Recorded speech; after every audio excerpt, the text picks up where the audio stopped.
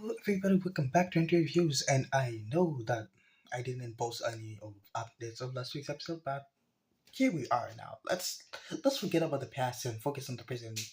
It's all I say. I never said that, but like I'm saying this one now. Anyway, let's talk about the episode. How was it? What's the good? What's the bad? There are no bads. Are always very good. This episode was a roller coaster of emotions. It was an emotional, fun, sad, angry ass episode to the point like everything was just mixed in, like from Itsuki getting fired, that shit was hard. It was like, yo, we're in episode 5 and it's already 5. The fuck is happening right now?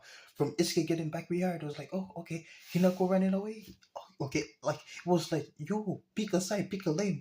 Which one are you doing? Because so many things, so many plots were happening in the episode. I was like, freak them. Like in this episode, I hate the father. I'm not saying I don't like him as much. I never liked him to begin with, but this episode made me hate him a bit more because the way he's treating Hinako. Like, yeah, I know his first son is like worthless, not to inherit the business, and Hinako is a strong, capable person.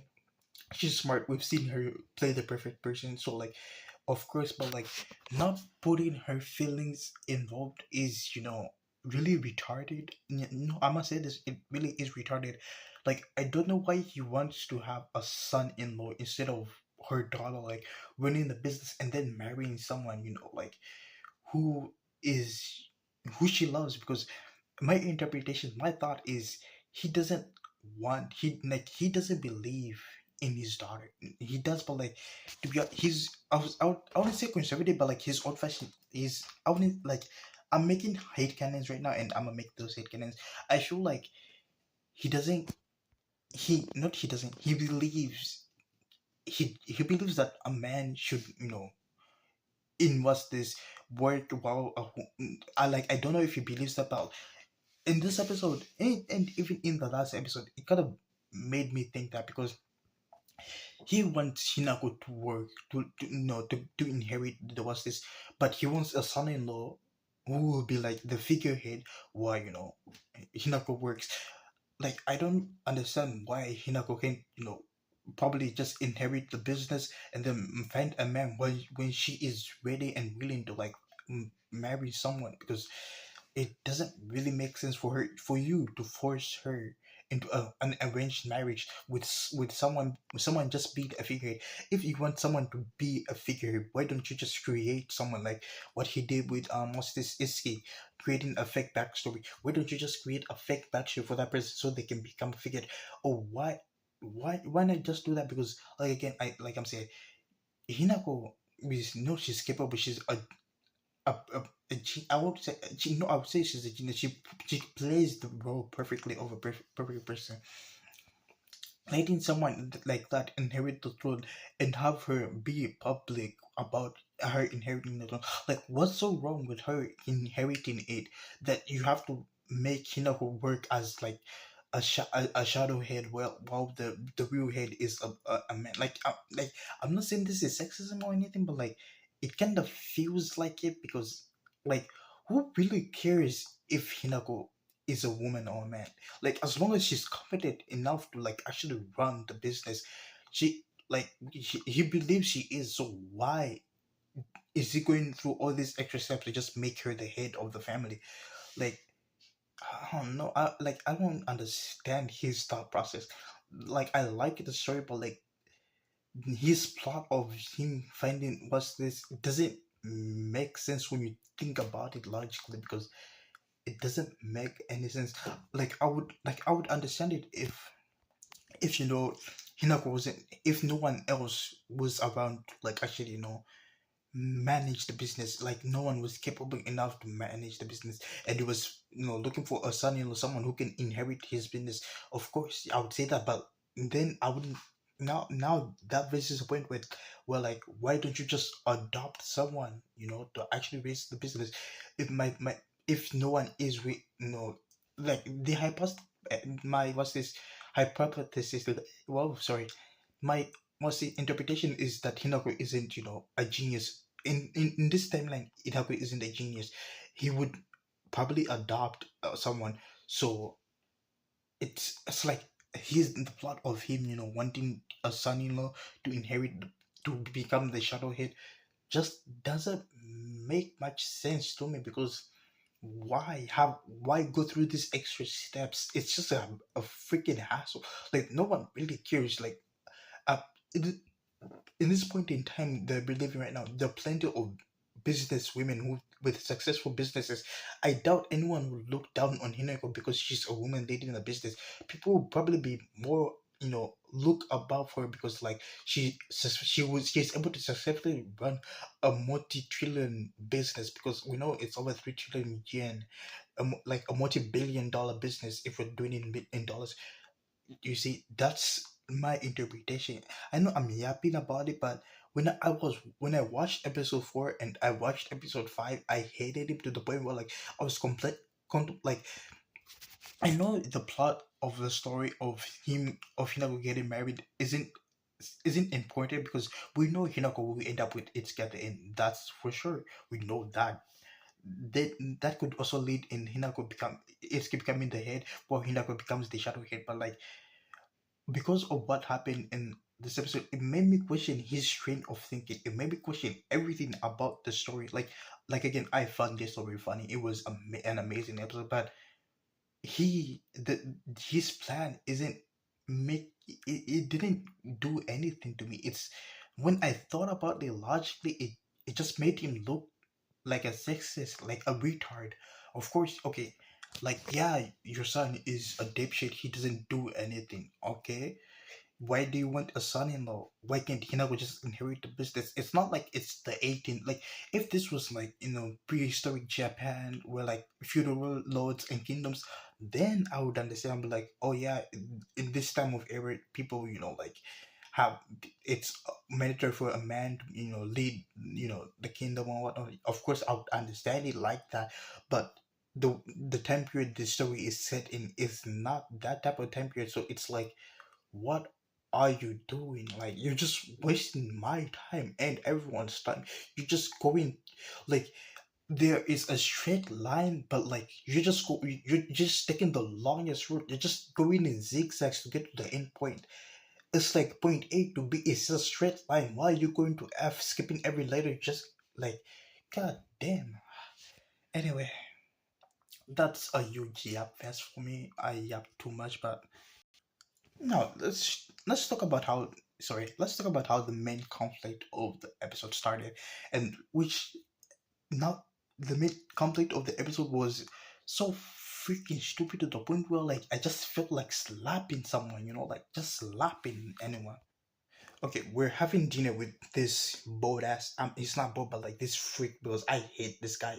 He's the main reason this conflict even started. Okay, we're having dinner with this guy. He's proposing that he might have someone who can, like, who can marry. Who he has a proposal for someone who can marry Hinako.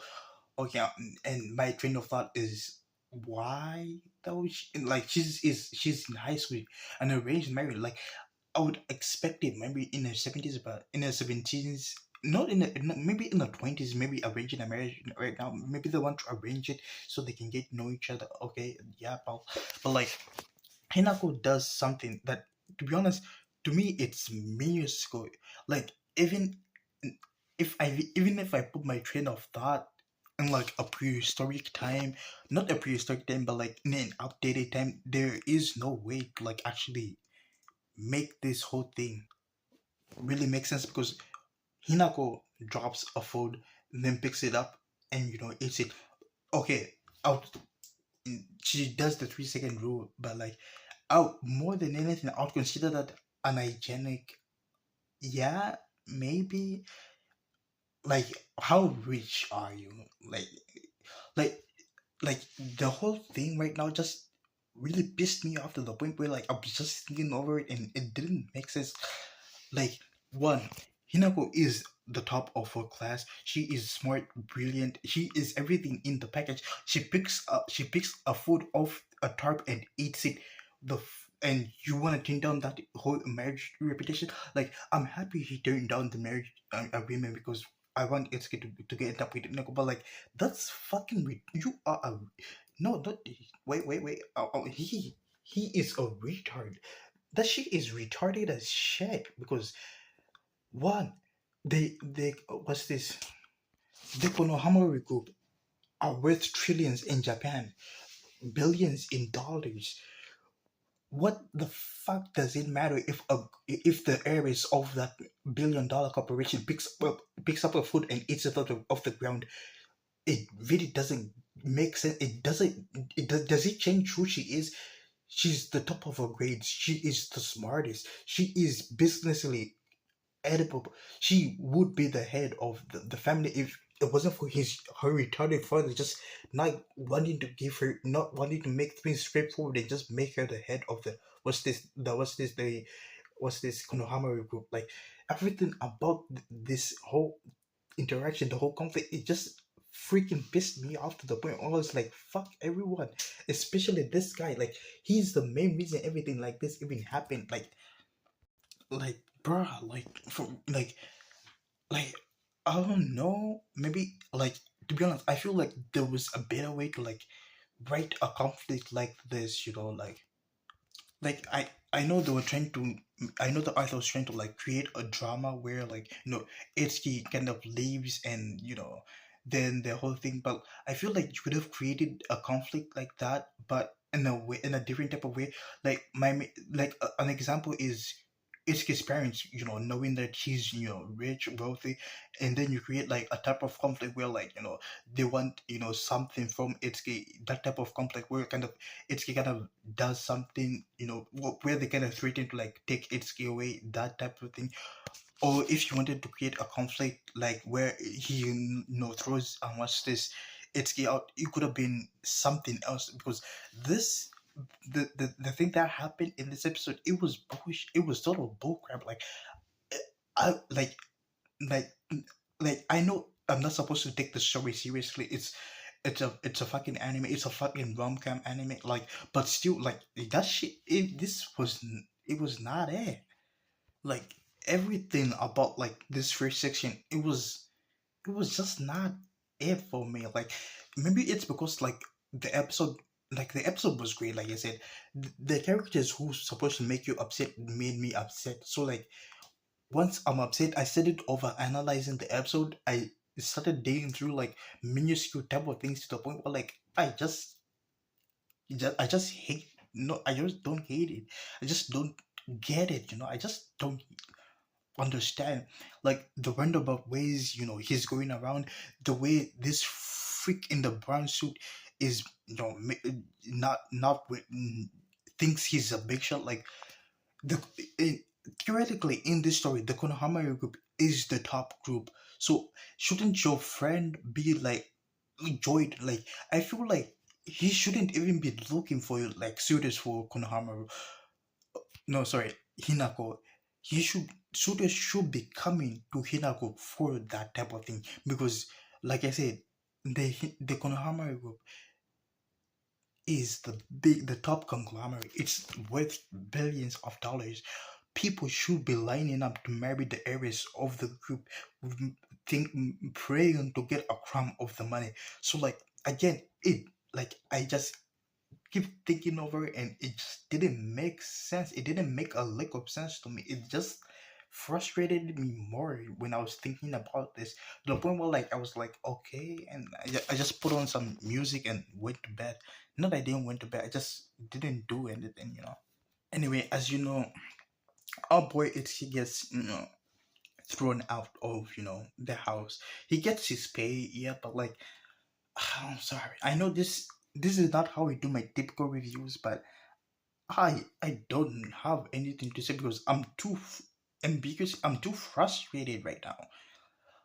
It's frustrating because is the head a retard?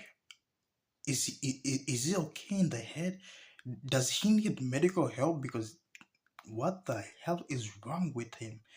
Like this whole episode just showed how incompetent he is, like how stupid and backwater he is because he's going through this on a roundabout way to the point where like I don't even get it.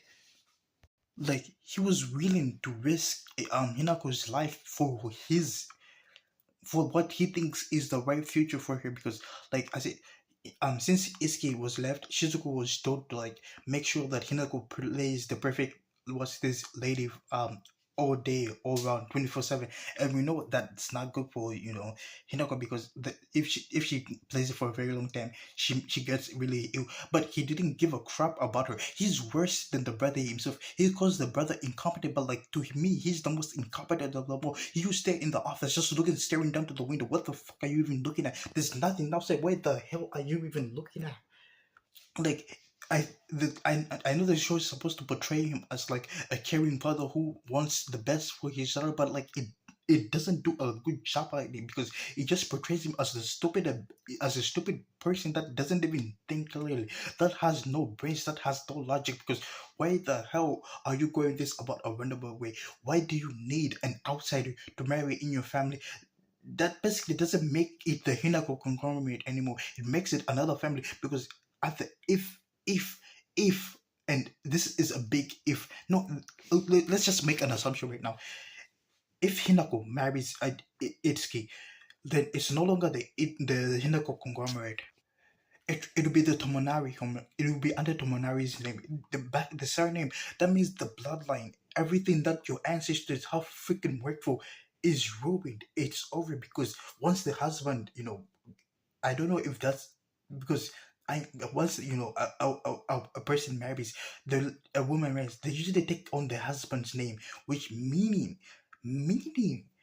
this will no longer be the Konohamaru conglomerate, which if he's trying to make expand the business and leave it under a faithful slavery, then what the hell is it? It's just like it's like you're giving everything that your family, your generation has worked for on a silver platter and giving it to some random just because think you think it's a good idea. You think you don't even know an assumption, a fucking bigoted assumption that you think that it's a good idea. It's not even a freaking good idea. It was never even a good idea to begin with. Like I'm ranting a lot. Like there were some other points. Like I wanted to talk about the good parts of the episode, but there were just so many bad parts of the episode that I want to talk about them. Like this review for this episode right now it will basically be my rant of ranting about how stupid this whole thing was.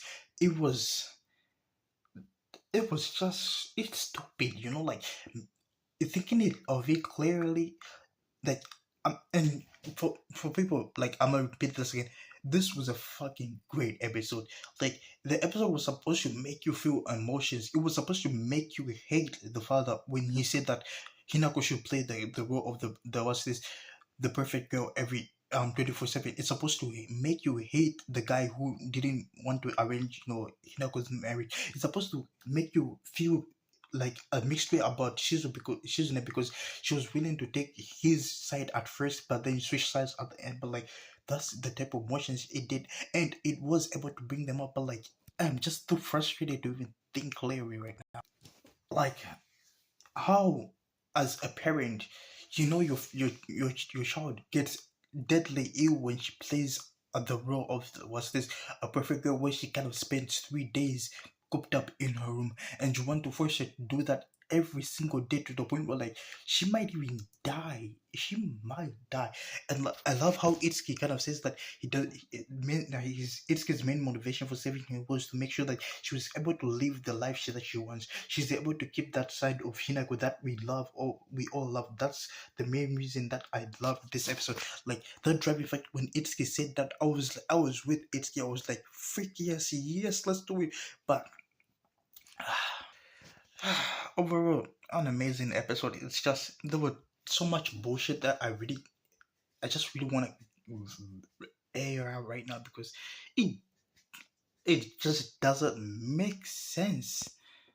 Like like Hinako's Hinako's father wants her to marry into another rich family to bring in a rich and capable son-in-law. He believes the older brother isn't worthy.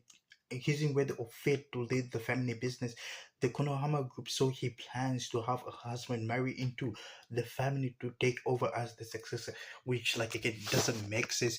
If someone from a wealthy family marries into the what's this the Konohamaru group, wouldn't their intention to take the Konohamaru group and incorporate it into their own faction?